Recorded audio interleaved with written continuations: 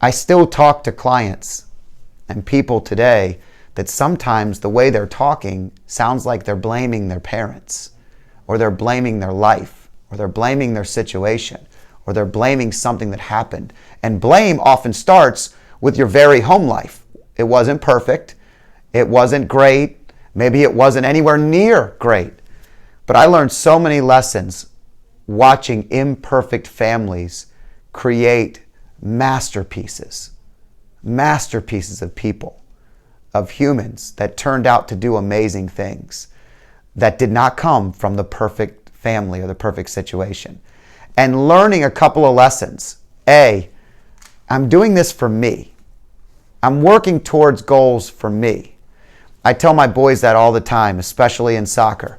I tell them all the time, you're doing this for you. When I'm giving you advice or guidance or helping you in any way, it's out of love, and it's out of helping you achieve what I know is in you, because I believe in you. That's my number one job, right? Is to believe in you. And if I can do that, then a lot of the things that you need to be successful in life will apply. And all the while, I do lots of things to probably not make them believe in themselves. You know, lots of challenging things with school, or with sports, or with friends, or personalities, or discrepancies. You know, it's not easy as a parent to hear your kid tell you on a regular basis that you don't know what you're talking about. You know, a simple thing like writing a paper could become an argument. And it's not meant to be. All you say to yourself is, all I want to do is help them with this. 5 minutes later, it's disaster. And it's normal. It's a part of parenting. I'm just doing the best I can. And I'm failing all the time. And my goal is that as they grow up, they don't have to wait to learn this. I keep telling it to them. I keep trying to teach it to them. And I pray that they learn it earlier than I ever did. But it's that they're working for themselves.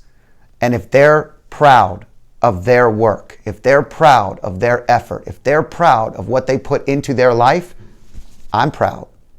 Because I'm proud with whatever. The founding fathers said, we are soldiers so our children can be teachers, so that their children can be artists. And all the artist children, usually their children become soldiers again because they didn't like the starving artist part. But the reality is, it's a great message. You know, we lay the course, the best course we can, and we do the best job we can as parents. And sometimes it's not perfect. In fact, all the time it's not perfect. But doing our best and our children understanding we did our best is so liberating. That was so liberating for me. Has it been liberating for you? You know, has it been something that you've ever thought about? Do you look back and judge your parents? Do you tell stories at the dinner table and you could see them get very uncomfortable because you're reliving something, but it's your version of it. It's your version of it.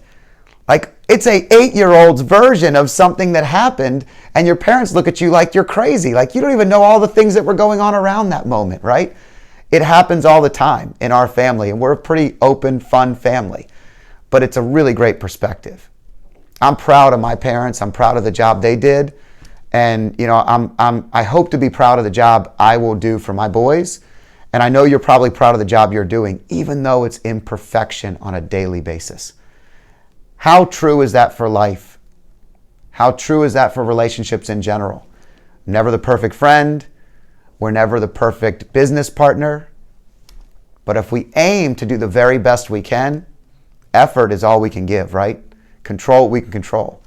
So as you spend more time with your families this year, let's remember they probably did the best job they could. Even if they failed more miserably than most, they probably did the best job they could. And they don't define you, you define you.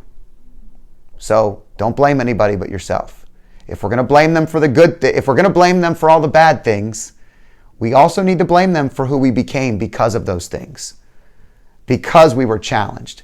Because I had to pay for so many extra things in my early life, and I had extra payments to my dad and extra things. I got pretty good with managing money. I got pretty good at understanding the value of hard work. I'm very grateful for those hard lessons. And there's a million more I can share on a different day, but how grateful are you for the things that maybe you didn't view as good, but now looking back and hearing a question like, Did they do the best they could? That might make you think in a different perspective. I find that super interesting. I hope you do too. Share.